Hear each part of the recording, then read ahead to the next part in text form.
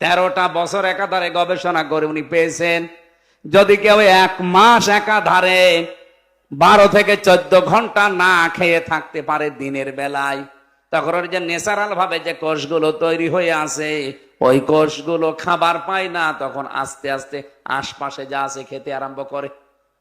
ওই বৃদ্ধি হওয়া অতিরিক্ত কোষগুলো তখন খেয়ে খেয়ে 1 মাসের ভেতরে পুরাটা সাবাড় করে ফেলে। এই মানুষটাকে তখন ক্যান্সার এবং টিউমার থেকে আল্লাহ বাঁচিয়ে দেন।